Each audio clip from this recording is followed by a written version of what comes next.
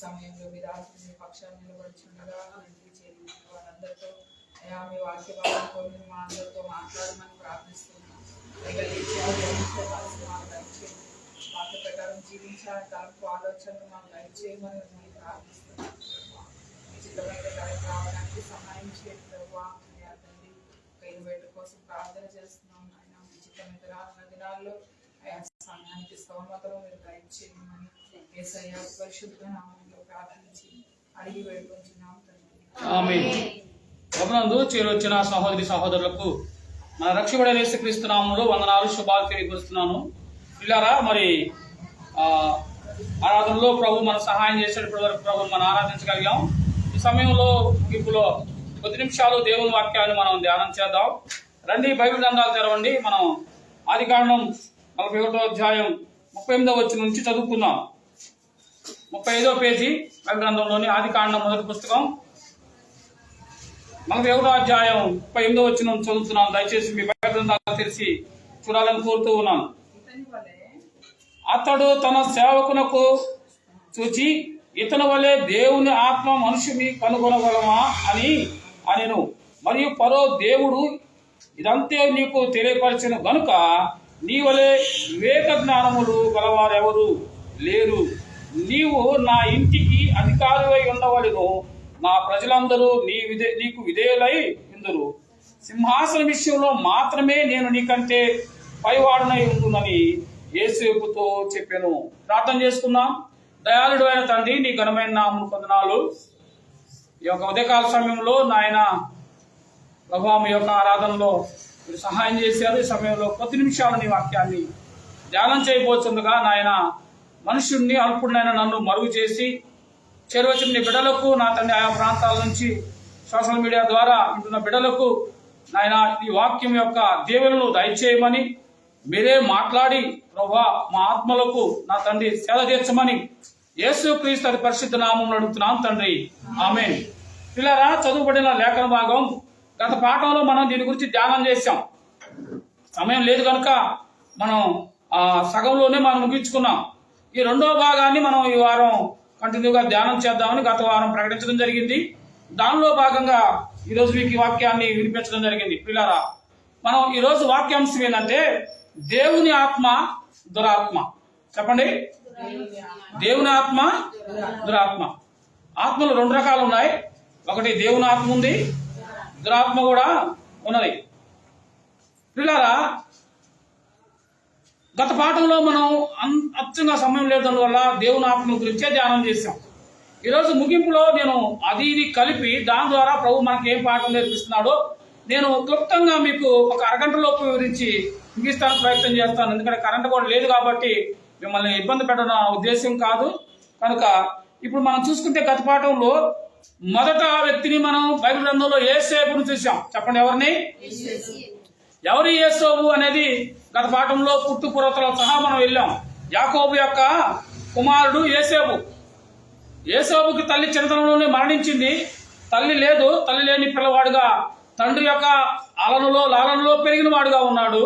యేసేపు తన అన్నదమ్ముల విషయంలో, తండ్రి విషయంలో కూడా చాలా నమ్మకంగా ఉన్నాడు. భక్తి జీవితం కలిగిన వాడు, చాలా భయభక్తులు కలిగిన వాడు, దేవుని యందు భయభక్తులు కలిగిన వాడు, తల్లిదండ్రుల వల్ల వినయం విధేయత కలిగిన వాడు. పిల్లల అలాంటి పరిస్థితుల్లో యేసోబు తన అన్నలు చేసే తొంటరి పనులు లేకపోతే పొరపాట్లు, తప్పులన్నీ కూడా తీసుకొచ్చి ఇది తప్పు కదా అని ఎక్కడ చెప్తున్నాడంటే తండ్రికి తెలియపరుస్తున్నాడు. నా మాట మీకు అర్థమవుతుందా? అన్నలు చేసే తప్పులను తీసుకొచ్చి కొంచెం ముందు చదువుకోండి. అన్నలకు తెలియపరుస్తున్నాడు. అన్నల విషయం తండ్రికి తెలియపరుస్తున్నాడు. ముందు కూర్చోమ్మా. తెలియపరుస్తున్న సందర్భంలో అన్నలకేమొచ్చింది? కోపం వచ్చిందా రాదా? వచ్చింది. మేము మా నాన్న తెలియకుండా మేమేదో చిన్న తప్పులు చేస్తా ఉంటే వీడేంద్రా మనతో పాటు ఆడుకోవడానికి వచ్చినట్టుగా వచ్చి ఇది తీసుకెళ్ళి ఎవరు చెప్తున్నాడు? నాన్నకు చెప్తున్నాడు. కాబట్టి అని వాళ్ళు తమ్ముడి మీద పగ పెంచుకున్నాడు, కోపం పెంచుకున్నారు తప్ప మనం తప్పు చేస్తున్నాం కాబట్టి చెప్తున్నాడు, సరి చేసుకుందామని ఆలోచన రాట్లా.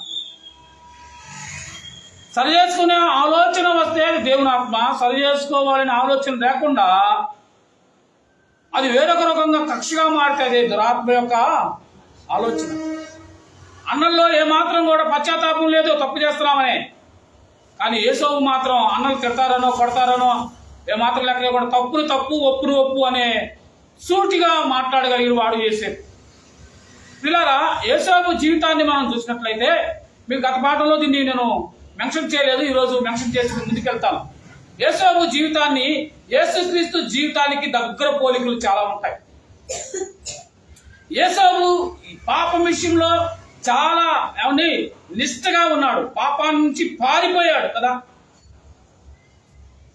ఆ యొక్క పొతిఫరు భార్య యేసోవుని పాపం చేయమని ప్రేరేపించినప్పుడు యేసోవు పాపం నుండి పారిపోయాడు. ఆయన మన లోక పాపాల కొరకు ఆయన వస్త్రహీనుడయ్యాడు. ఆయన అంగీ తీసుకొని చీట్లు వేసుకున్నారు. ఇలా చెప్పుకుంటూ పోతే యేసోవు జీవితంలో యేసుక్రీస్తు యొక్క పోలికలు అనేకమైన ఉన్నాయి. పవిత్రతలో యేసోవు యేసుక్రీస్తుని పోలి ఉన్నాడు, భక్తిలో యేసుక్రీస్తుని పోలి ఉన్నాడు, తండ్రికి విధేయతలో యేసుక్రీస్తుని పోలి ఉన్నాడు. పాపాత్ముల లోకంలో ఇక్కడ పాపాలన్నీ సంబంధించిన శిక్షని ఆయన భరిస్తూ ఉన్నాడు. పిల్లరా, యేసుక్రీస్తు ప్రభువుని పోలి నడుచుకున్నవాడు యేసోవు. కనుకనే ఇతని గురించి అక్కడ ఉన్న ఫరో ఏమన్నాడు? అసలు ఫరో అంటే ఎవరో తెలుసా? ఫరో అనేవాళ్ళు చాలా కఠినాత్ములు. ఫరో అనేవాళ్ళు ఇనప కొలిమి కలిగిన వాళ్ళు, ఇనప రథాలు కలిగిన వాళ్ళు, గుర్రాలు కలిగిన వాళ్ళు, అధికారం కలిగిన వాళ్ళు. ఆ తర్వాత జీవితంలో వాళ్ళకి కనిపించింది. చెప్పండి, దేని బట్టి? అలాంటి కఠినాత్ముడు, అలాంటి భయంకరుడు ఒక యేసోవు, బానిసగా ఉన్న యేసోవు చూసి ఎందుకు అంత కఠిన హృదయం మారిందంటే, యేసోవు దేవుని ఆత్మ. చెప్పండి, ఇతని వలె ఏమన్నాడు వచ్చిన 38లో? ఇతని వలె దేవుని ఆత్మ గల మనిషిని కనుగొనగలమా? ఇతని వలె దేవుని ఆత్మ కలిగిన మనుషులు మనం ఎవరైనా కనుగొనమా అంటే ఎవరు లేరు. యేసోవు ఏ ఆత్మ కలిగిన వాడు? కూర్చున్నాం. ఈ యేసోవు దేవుని ఆత్మ కలిగిన వాడు అని చెప్తున్నాడు. అంటే గట్టి కూర్చున్నాడు. ఫరోనే సాక్ష్యం చెప్తున్నాడు. ఒక కఠినాత్ముడు, ఏమండి, ఒక అహంకారి కదా, ఒక ఇనప కొలిమి కలిగిన వాడు, ఇనప రథాలు కలిగిన వాడు, అధికారం కలిగిన ఆయన ఫరో యేసోబుని గురించి ఇతని వలె దేవుడు ఆత్మ కలిగిన వారు వేరొకడు లేడు అంటున్నాడు. పైపెచ్చు ఏం చేస్తున్నాడో తెలుసా? ఆయన అధికారం అన్నిటినీ ఎవరికి అప్పచెప్తున్నా? మాత్రమే నేను నీకంటే పైవాడుగా ఉన్నాను యేసోబు. ఒక సింహాసనం మీద మాత్రం నేను కూర్చుంటా, మిగతాదంతా ఏం చేయాలా? చెప్పండి, మిగతాదంతా నువ్వే చేయాలి, మిగతా అంతా నువ్వే చేయాలి అంటున్నాడు కదా. పరిపాలన నువ్వే చేయాలి. ఆ వచ్చిన 42 చూస్తే తన చేతికి ఉన్న రాజు ఉంగరాన్ని తీసి యేసోబుకి ఇచ్చాడు. అంటే అధికారాన్ని ఎవరికి బదలాయించాడు? యేసోబుకి అధికారం ఇచ్చేశాడు. ఇవన్నీ యేసోబుకి రాత్రి వచ్చి పడలా. మీరు ఈ సంగతి వినాలి. యేసోబు జీవితంలో ఎన్నో ఆటుపోట్లు, ఎన్నో కష్టాలు, ఎన్నో శ్రమలు, ఎన్నో ఇబ్బందులు, ఎన్నో అవమానాలు, ఎన్నో దెబ్బలు, ఎన్నో జైలు శిక్షలు ఎన్ని పడిన తర్వాత యేసోబు ఈ స్థానానికి వచ్చాడు అని అంటే, తనకు ఎదురవుతున్న ప్రతి పరిస్థితిలో యేసోబు ఒక్కొక్కటి మెట్టు ఎక్కుకుంటా వచ్చాడు. గుర్తుంచుకోవాలా. ఎప్పుడు కూడా ఒక వ్యక్తి రాత్రే మనం పెద్దోళ్ళు అయిపోవాలని కోరుకోకూడదు. అది అతిగా ఒక్కసారి పెరగడం వల్ల దానికి విలువ ఉండదు. దాని విలువ మనకి తెలియదు కదా. కష్టంలో నుంచే రావాలి మనకి. యేసోబుని అన్నలు దేశించిన ప్రతిసారి ఏమండి, ఆయనకు వచ్చే ప్రతి కష్టం కూడా దేని వల్ల వచ్చిందో తెలుసా? ఆయన పవిత్రంగా ఉండడం కోసం పోరాటం చేస్తున్నాడు. ఆయన పరిశుద్ధంగా ఉండడం కోసం పోరాటం చేస్తున్నాడు. ఎక్కడైనా రాజీ పడిపోతే అక్కడికక్కడే బంద్. అన్నల మీద సాడీలు చెప్పడం మానేశాడు అనుకో, రే కొడతాను రా గమ్మునుండా అంటే చెప్పడం మానేశాడు అనుకో, అన్నలు ఏం చేయరు?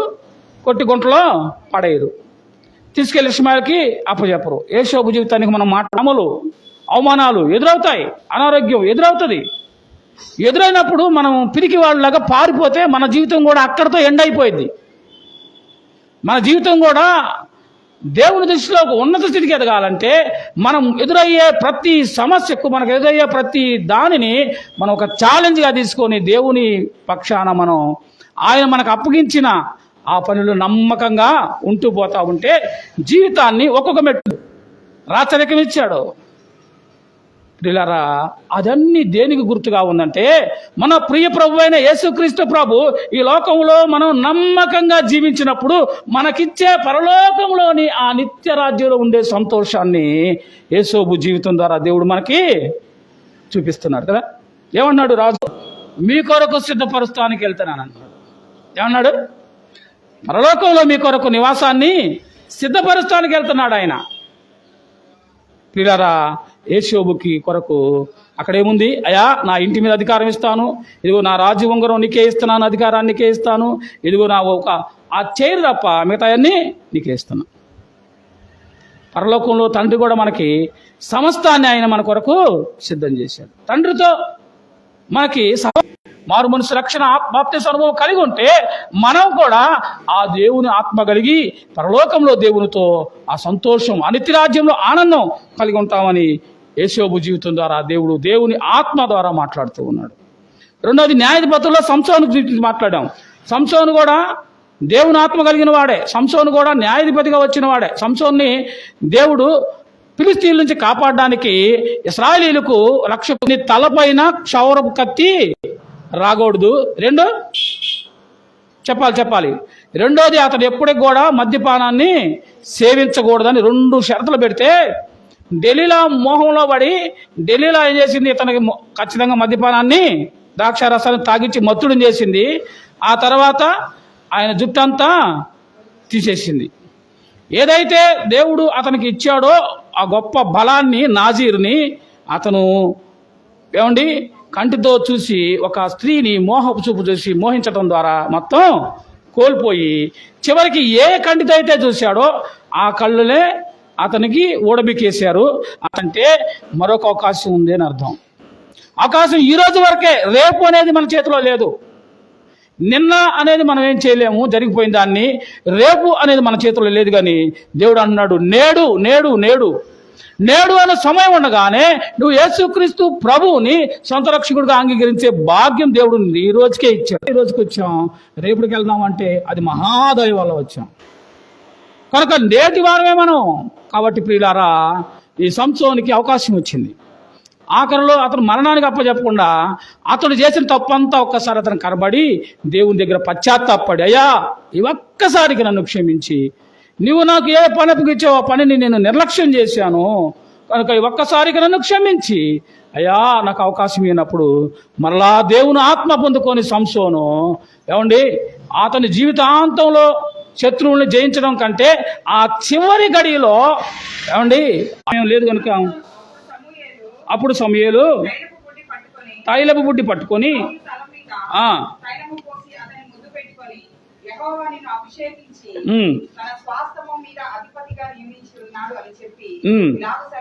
కాలండి 6వ వచనం 6. యెహోవా ఆత్మ నీ మీదికి బలంగా దిగి వచ్చును, నీవు వారితో కలిసి ఆ ప్రకటన చేయుచుండగా నీకు క్రొత్త మనసు వచ్చును, దేవుడు నీకు తోడుగా నుండును గనుక ఈ సూచనలు నీకు సంభవించునని తర్వాత నీకు మంచిదని తోచిన దాన్ని చేయమంటున్నాడు. పిల్లారా, ఎవరు ఈయనని చూస్తే వాళ్ళని కోరుకున్నారు. అప్పటి వరకు దేవుడే వాళ్ళకి రాజుగా ఉన్నాడు. అలాంటి పరిస్థితుల్లో దేవుడు ప్రజలకు సహాయంగా న్యాయాధిపతులను ఇచ్చాడు. న్యాయాధిపతులు దాదాపుగా ఎక్కువ మంది ఫెయిల్ అయిపోయారు కదా. సంసోను ఫెయిల్ అయిపోయాడు. ప్రజలు విసుగు చెంది పక్కనున్న దేశాల్లో రాజులను చూసి, అన్యులను చూసి మాకు కూడా రాజు కావాలన్నారు. దేవుడు వారి యొక్క మాటను బట్టి, వారి ఆశను బట్టి, సరే మీకు రాజు కావాలన్నారు కదా, ఇస్తున్నాను, మీరు వారి రాజు కిందే ఉండండి అని చెప్పి వాళ్ళ కోరికను బట్టి వాళ్ళకి కావలసిన రాజు, వాళ్ళు కోరిక ఎలాంటి రాజు అంటే ఎట్లా ఉండాలి, బాగా 6-7 అడుగులు ఉండాలి, మంచి ఎరుపు ఉండాలి, మంచి పర్సనాలిటీ ఉండాలి, 10 మంది వచ్చినా కానీ శత్రువుల్ని జయించేవాడై ఉండాలి కదా. రాజు అంటే రాజు లక్షణాలు కదా, కళ్ళ కనపడే ఇవన్నీ. వాళ్ళు ఏదైతే కళ్ళ కనపడే కోరుకున్నారు కదా, కళ్ళతో చూసి కోరుకున్నారు కాబట్టి వాళ్ళు కళ్ళ కనపడే రాజునే దేవుడు ఏం చేశాడు, సౌలుని మొట్టమొదటి రాజుగా వాళ్ళ కోసం నియమించి సమూయేలు ద్వారా అభిషేకించి రాజుగా ఏర్పాటు చేశాడండి. ఇప్పుడు ఏం చేయాలా, దేవుడు ఏర్పాటు చేశాడు, ప్రజలు కోరుకున్నాడు, ఏర్పాటు చేసిన వాడు ఎవరు, దేవుడే. ఇప్పుడు అతనికి ఏ ఆత్మ వచ్చిందంట? నీకు క్రొత్త మనసు వచ్చింది. దేవుడు ఎప్పుడైతే తను ఏర్పాటు చేసుకున్నాడో అతనికి క్రొత్త మనసు వచ్చిన పరిస్థితులు మనం చూస్తాం. వచనం 7లో చూద్దాం. వచనం 7, ఈ సూచనలు మీకు కనపడతాయి అంటున్నాడు. ప్రియులారా, ఇప్పుడు ఏం చేయాలా? ఈ రాజు పరిపాలన ఎలా చేయాలా? పరిపాలన దేవుని ఆత్మ కలిగి పరిపాలన చేయాలా కదా. చేయాల్సిన వాడు ఎంత ధైర్యంగా ఉండాలా? ఉన్నాడా?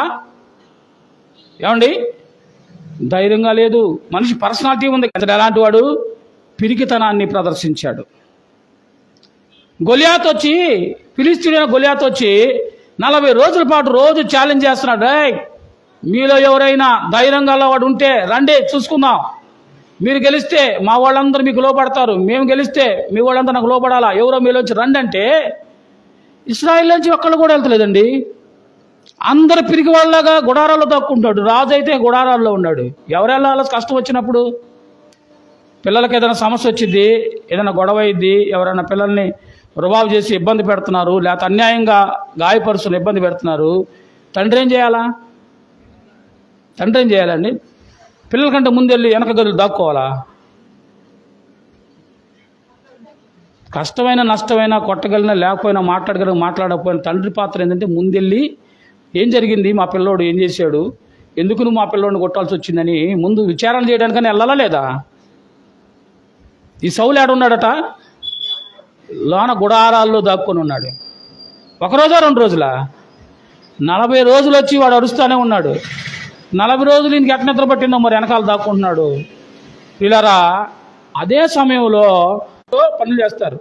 కానీ దావీదు ఎక్కడ ఉంటాడంటే, దావీదు తండ్రి మందను కాస్తూ అడవిలో ఉన్నాడు. కానీ దావీదు అడవిలో ఉన్నాడు, కానీ దేవుని యందు భయభక్తులు కలిగి ఉన్నాడు. దేవుని తండ్రి మందకు నమ్మకంగా ఉన్నాడు. తండ్రి మందని ఆ గొర్రెల్ని చీల్చడానికి వచ్చినప్పుడు ఆ యొక్క సింహము నుండి, ఎలుగుబంటు నుండి మందను కాపాడే నమ్మకంగా, ధైర్యంగా, రోషంగా ఉన్నాడు.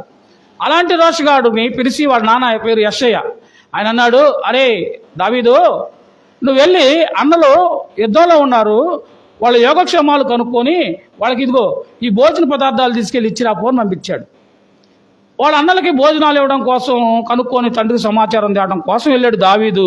వెళ్తూ ఎంత నమ్మకస్తుడంటే తన తండ్రి మందను వేరొకళ్ళకి అప్పగించి వెళ్ళాడు. జాగ్రత్తగా విడిచిపెట్టి వెళ్ళిపోలా, మందను విడిచిపెట్టి వెళ్ళిపోలా, మందను అప్పగించి వెళ్ళిన దావీదు. పడుతున్నాయి. ఒకడేమో 9 అడుగులు చిల్లరున్నాడు, 6 మూరల జానుడు ఎత్తున్నాడు, వాడి పేరు గొలియాతు. వాడు కేకలేస్తే ఎగతాలు చేస్తున్నాడు.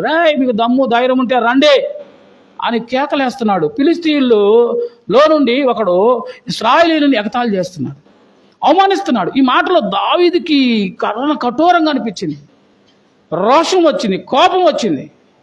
అరే ఎవడ్రా వీడు? ఈ సున్నతి లేని ఫిలిష్తీయుడు దేవుని బిడ్డలైన ఇశ్రాయేలు ప్రజల్ని ఇంత మాట మాట్లాడుతుంటే మీరు ఎట్లా గమనుంటున్నారు? ఏమైందంటే, అయ్యా నువ్వు ఇప్పుడు వచ్చావు, 40 రోజుల నుంచి ఉదయం సాయంత్రం వాడు వచ్చి మమ్మల్ని తిడుతుంటే మాకు అలవాటు అయిపోయిందయ్యా అనుకుంటున్నారు. బహుశా మాకే కదయ్యా రాజు చేస్తాను అన్నవాడు ఒక్కడు లేడు. ఈ పిల్లోడు అన్నాడు లేదో, ఎన్నవాడు లేదో, గబగబా తీసుకెళ్ళాడు రాజు దగ్గరికి.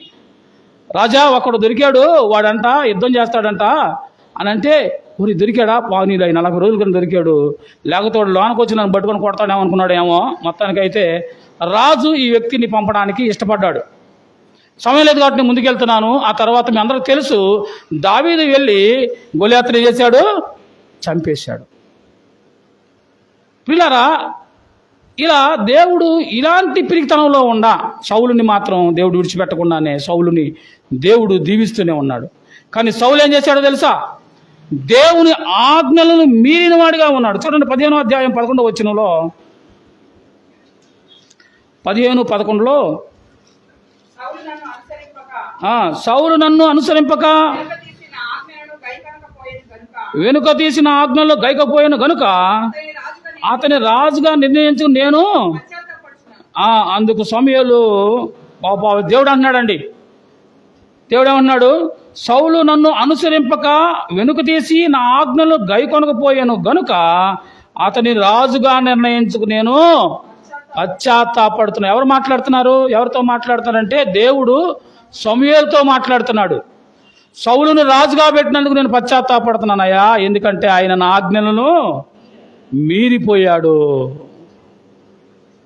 దేవుడు బాధపడే విధంగా అతని యొక్క మనసు మారిపోయింది, గర్వించాడు, సొంతగా అతని పెత్తనం అతను చేసుకున్నాడు. దేవుడి మీద ఆధారపడకుండా ఇక నేను రాజుల్లే అని దేవుని ఆజ్ఞలను మీరేవాడు. తద్వారా దేవుని కోపం, ఉగ్రత వచ్చేసి వెంటనే ఏం చేశాడు, సౌలు మీదకి దేవుని ఆత్మ రావడం మానేశాడు. పిల్లలా, దేవుని ఆజ్ఞలు, దేవుని కట్టడలు, దేవుని యొక్క వాక్యానికి నీ హృదయంలో స్థానం లేకపోతే దేవుని ఆత్మ నీలో ఉండడు. దేవుని ఆత్మ లేకపోతే ఎవరుంటారు మరి? అది ఎప్పుడైతే సౌలుని దేవుడు ఆత్మ విడిచిపెట్టారో వెంటనే ఎవరు వస్తున్నారు? దురాత్మ వచ్చి సౌలుని భయంకరంగా బాధ పెడుతుంది. పిచ్చి పిచ్చి చేష్టాలు చేస్తున్నాడు కదా, ఎన్ని రకాలుగా చేష్టాలు చేస్తున్నారు కదా. చేస్తుంటే అప్పుడు ఇక అతని చేష్టాలు చూసిన పక్కనుండ పనివాళ్ళు అన్నారు, అయ్యా ఇదిగో దేవుని ఆత్మ కలిగిన వాడు. చదవండి ఒకసారి ఇక్కడ 16-14. యెహోవా ఆత్మ సౌలును విడిచిపోయి యెహోవా యొద్ద నుండి దురాత్మకుడు వచ్చి అతన్ని వెరపింపగా. చూసారా ఎక్కడి నుంచి వచ్చింది దురాత్మ కూడా? అది ఒక వ్యక్తిలోకి దురాత్మ రావాలన్నా, దేవుని ఆత్మ రావాలన్నా దేవుని అనుమతి లేకుండా ఏది జరగదు. దురాత్మ తన ఇష్టం ప్రకారం రాదు నీ ఒంట్లోకి, తన ఇష్టం వచ్చినట్టు వచ్చి నిన్ను ఎలదు. దేవుని అనుమతి కావాలి. ఎందుకంటే ఆయన సర్వాధికారి అయినా దేవుడు. ఇది ఎలా చెప్తావన్నా? బైబిల్లో ఇది ఉందా లేదా? ఆధారాలతో చూద్దాం, సొంత మాటలొద్దు. యోబు గ్రంథంలో మీరు చదవండి, సమయం లేదు కాబట్టి నేను ముందుకెళ్తున్నాను. యోబు గ్రంథంలో యోబు విషయంలో దేవుడు ఇతడు నా ఇష్టానుసారుడని, యోబుని గురించి అతడు నీతివంతుడని, యథార్థవంతుడని సాక్ష్యం చెప్తుంటే సాతానే ఉంది, ఊరికే ఉన్నాడా? వాళ్ళ ఇంటి చుట్టూ కంచేసావు, ఆస్తి ఇచ్చావు, 10 మంది పిల్లల్ని ఇచ్చావు, చక్కని భార్యని ఇచ్చావు, పనోళ్ళని ఇచ్చావు, గొడ్డుని ఇచ్చావు, అన్నీ ఇచ్చావు కాబట్టి ఆయన భక్తి చేస్తున్నాడు అని ఎవరి మీద సాడులు చెప్తుంది? దేవుని బిడ్డ అని యోబు మీద. దేవుడు అన్నాడు, అలాగా సరే నీకు అధికారం ఇస్తాను, వెళ్ళి నువ్వేం చేస్తావు వచ్చేయని. అతని ప్రాణం మీద మాత్రం నీకు అధికారం లేదని దేవుడు, అపవాదికి దేవుడు అనుమతిస్తే అపవాది చేశారు. ఎవరు అనుమతితో చేశారు? దేవుడు అనుమతి లేకుండా చేసిందా? దేవుడు అనుమతి లేకుండా ఏ వ్యక్తి అనారోగ్య పాలవడు. దేవుడు అనుమతి లేకుండా ఏ వ్యక్తి అపవాది పాలవడు. దేవుడు అనుమతి లేకుండా ఏ వ్యక్తి కూడా కష్టాలు పాలవడు. అయితే అవడానికి కారణం 2 కారణాలు ఉంటాయి గుర్తుంచుకోవాల్సింది. ఒకటి, ఒక కష్టం, ఒక అనారోగ్యం దేవుడు నిన్ను బాగు చేయడానికి పరీక్ష ఒకటి ఉంటుంది. నా మాటలు మీరు అర్థం చేసుకోవాలి. కొంతమంది వాళ్ళకు వచ్చే కష్టం ద్వారా, అనారోగ్యం ద్వారా, లేకపోతే కష్టాల ద్వారా, ఇబ్బంది ద్వారా, శ్రమ ద్వారా ఆ వ్యక్తి మారు మనసు పొంది ప్రభు దగ్గరికి మారిన వాళ్ళు కోకాలలో ఉన్నారా లేరా? అంతకుముందు ప్రార్థనకి వెళ్ళరు, అంతకుముందు దేవుడిని నమ్మరు, అంతకుముందు చేయరు. కానీ కొన్ని కష్టాలు, కొన్ని శ్రమలు, కొన్ని అనారోగ్యం, కొన్ని ఇబ్బందులు అవి మేలుకే. ఎందుకంటే దాని ద్వారా దేవుడు నిన్ను తన బిడ్డగా తన దగ్గరికి పిలుచుకుంటాడు, వస్తారు. ఇది మంచికే. మరొకటి ఉంది, వాళ్ళ స్వయంకృత అపరాధం వల్ల వాళ్ళు కావాలని చేసుకొని, వాళ్ళు దేవుడిని లెక్క చేయకుండా, పెద్దలను లెక్క చేయకుండా, దేవుడిచ్చిన చక్కని శరీరాన్ని ఇష్టానుసారంగా పాడు చేసుకొని అనారోగ్య పాలు తెచ్చుకోవడం అనేది. యోబు తను కోల్పోయిన 10 మంది బిడ్డలు బదులుగా దేవుడు మళ్ళా 10 మంది పిల్లల్ని ఇచ్చాడు, ఆస్తిని ఇచ్చాడు, అధికారాన్ని ఇచ్చాడు, మళ్ళీ ఆరోగ్యాన్ని ఇచ్చాడా లేదా? ఇది పరీక్షలో నిలిచి యోబు గెలిచాడు. కానీ సౌలు అలా కాదండి. సౌలు దేవుని ఆజ్ఞలు మీరి చేతులారా అపవాది సౌలులో ప్రవేశించి సౌలును ఏమస్తున్నాడు చూడు, యెహోవా ఆత్మ సౌలును విడిచిపోయి. దేవుని ఆత్మ విడిచిపోయింది దేని ద్వారా అంటే దేవుని యొక్క వాక్యాన్ని హృదయంలోంచి తీసేయటం ద్వారా, దేవుని జీవితంలో లేకపోవడం ద్వారా, దేవునికి వ్యతిరేకంగా జీవించడం ద్వారా, దేవుని యందు భయభక్తులు లేని జీవితం జీవించడం ద్వారా, ఇష్టానుసారమైన నా జీవితం నా ఇష్టం అన్నట్టు బ్రతకడం ద్వారా దేవుని ఆత్మ నీలో ఉండడు. దేవుని ఆత్మ లేకపోతే ఎవరుంటారు? అదే వచ్చిన ముగింపు చదవండి. తర్వాత యెహోవా యొద్ద నుండి ఎవరు వచ్చారట? దుర్మాత్మ ఒకటి వచ్చి అతన్ని వెరసి. సౌలు ఏం చేస్తున్నాడట? అప్పుడు చూడండి, ఆ, వాళ్ళు అంటున్నారు, మా ఏలిన వాడవైన నీవు ఆ, ఆజ్ఞయిమ్ము, ఆ. దాసులను మేము సిద్ధముగా ఉన్నాము. సితారా చమత్కారముగా వాయింపగల ఒకని విచారించుటకై ఉమ్. మాకు సెలవిమ్ము. ఉమ్. దేవుని అతనుడు దురాత్మ వచ్చి నిన్ను వచ్చినప్పుడల్లా ఉమ్. అతడు సితారా చేత పట్టుకుని వాయించడం చాలండి పిల్లరా, సమయం లేదు కాబట్టి ముందుకు వెళ్తున్నాను. ఇప్పుడు సౌలుకి దురాత్మ వచ్చినప్పుడు సౌలు పిచ్చి పిచ్చి శాస్త్రాలు చేస్తుంటే అతని పనివాళ్ళు అన్నారు, అయ్యా నీకు దయ్యం పడుతుంది, నువ్వు ఇష్టానుసారంగా ఉంటున్నావు కాబట్టి దీన్ని పోగొట్టాలంటే దేవుని ఆత్మ కలిగిన వాడు రావాలి. మాకు తెలిసిన ఒక కుర్రోడు ఉన్నాడు, చాలా యంగ్ బాయ్, దేవుని యందు భయభక్తులు కలిగిన వాడే. అతడు సితారా చమత్కారంగా చాలా బాగా వాయించగలడు, అనగా ప్రార్థన భక్తి కలిగిన వాడు. అతను వచ్చి చేసినప్పుడల్లా నీవు బాగవుతావున్నప్పుడు తీసుకురానంటే యెషయా కుమారుడైన దావీదుని తీసుకొచ్చారండి. ఈ దావీదు ఎలాంటి వాడు నువ్వు చూస్తే చూడండి, వచ్చిన 9:18 యెషయా కుమారుడులో ఒకని సూచితిని, అతడు చమత్కారంగా వాయింపగలడు, అతడు సూర్యుడు, యుద్ధశాలి, మాట నేర్పరి, రూపస్యయి ఉన్నాడు. అది దేవుడు తోడుగా ఉన్నాడు కాబట్టి ఇప్పుడు ఇతను వచ్చి ఆ వాయిద్యం వాయించినప్పుడు వెంటనే సౌలులోంచి ఏమైపోతుంది, దురాత్మ బయటికి వెళ్ళిపోతుంది.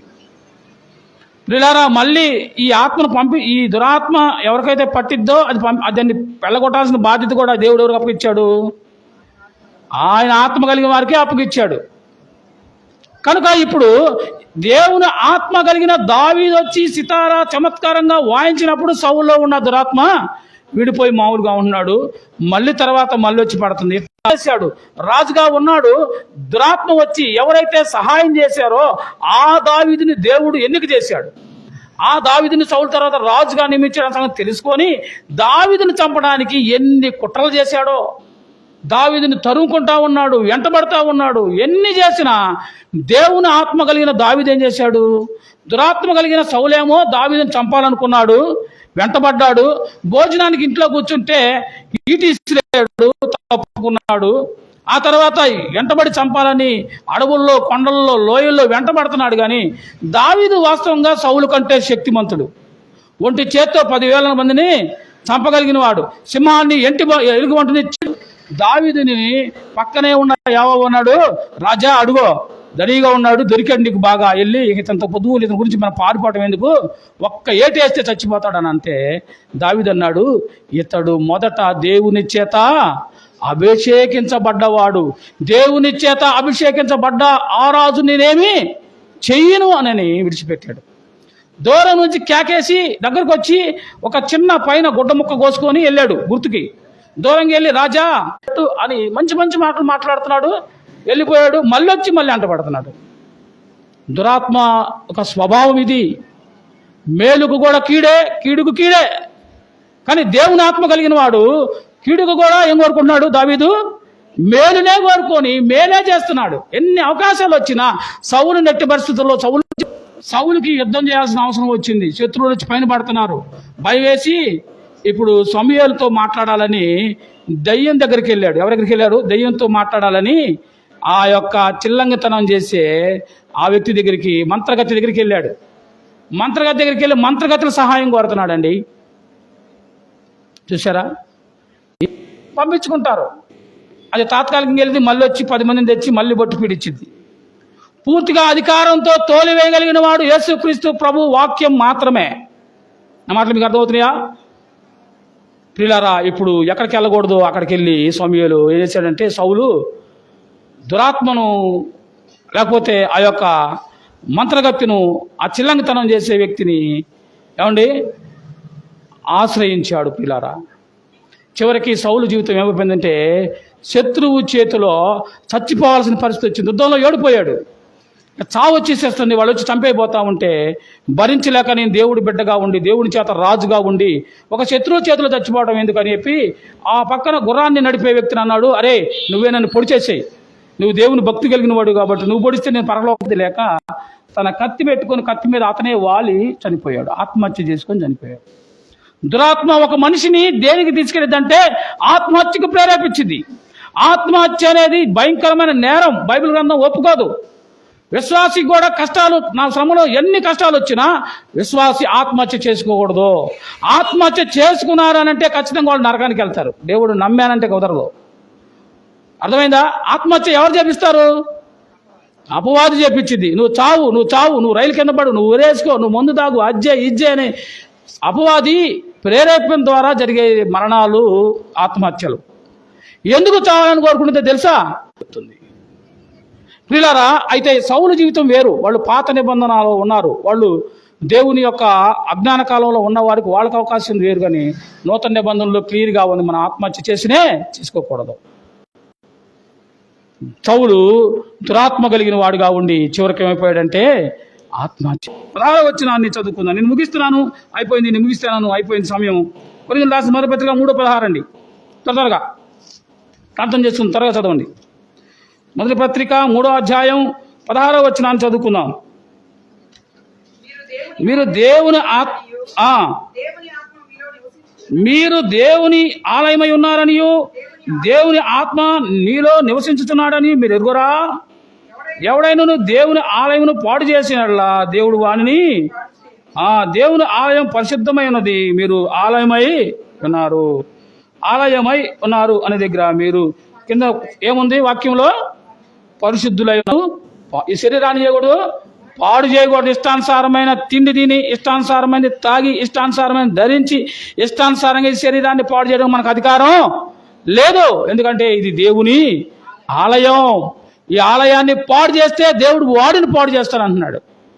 కనుక ఆ ఆలయాన్ని నువ్వేం చేయాలా? దేవుడు నివాసయోగ్యంగా ఉండేలాగా చూసుకోవాల్సిన బాధ్యత నీదే. ఈ శరీరాన్ని కాపాడే కదా పిజ్జాలు, బర్గర్లు, బిర్యానీలు, థమ్సప్లు, కూల్ డ్రింకులు ఇదాగి వాళ్ళు ఉండాల్సిన జీవితకాలం ఉండలేకుండా ముందే చనిపోతున్నారు. కనుక ఈ శరీరాన్ని దేనికైనా సరే మన కత్తి అడ్డం పెట్టుకోవాలా. మనం తినగలిగినంత ఆయన రక్తంలో మనం కడగబడి నీతివంతుల గుంపులో నీవు ఉండవు. కనుక నీతిమంతుల గుంపులో నీవు నీవు ఎలా ఉండాలట? దేవుడికి అర్హమైన పాత్రగా నీవు ఉండాలని దేవుడు కోరుకున్నాడు. చివరిగా ఎఫెసీ 6:11 చదువుకొని ముగింపు చేద్దాం. ఎఫెసీ 6:11 త్వరగా. మీరు అపవాది తంత్రములను ఎదిరించుటకు శక్తిమంతులగునట్లు దేవుడిచ్చి సర్వాంగ కవచమును ధరించుకొనుడి. ఎలాగనగా మనము పోరాడున్నది శరీరులతో కాదు గాని ప్రధానులతోనూ అధికారులతోనూ ప్రస్తుతం. ఎలాగనగా మీరు నడుములకు సత్యమనే దట్టిని, నీతి అనే మైమరుపును, తర్వాత శుద్ధ మనస్సును జోడును, ఆ తర్వాత విశ్వాసమును డాలును, చిరస్థరణమును, ఆత్మ ఖడ్గమును మనము పట్టుకోవాలి. ప్రియులారా, ఇవన్నీ దేవుని వాక్యం ద్వారా మనం ఏం చేయాలా? ధరించుకోవాలా. ఏం ధరించుకోవాలా? సింపుల్గా చెప్తాను, ఎన్ని చెప్పడానికి ఒక సమయం పట్టింది కాబట్టి సింపుల్. దేవుని వాక్యాన్ని ప్రార్థన. అగ్ని కంచేసావు కదా, ఆ కంచి నేను ఎట్లా వెళ్తాను దాంట్లోకి? ఏగు ఇంట్లోకి వెళ్తానికి శాతానికి ఏం లేదు, అనుమతి లేదు. నీ ఇంటిలోకి, నీ హృదయంలోకి రాకూడదంటే నీ ఇంటికి, నీ హృదయానికి దేవుని ప్రార్థన ద్వారా అగ్ని కంచి వేయబడాలి, వాక్యం అనే కంచి వేయబడాలి. అప్పుడు నిన్నెవరు ముట్టడు, ముట్టజాలడు. అలాంటి జీవితం నీవు జీవించాలని దేవుడు కోరుకుంటున్నాడు.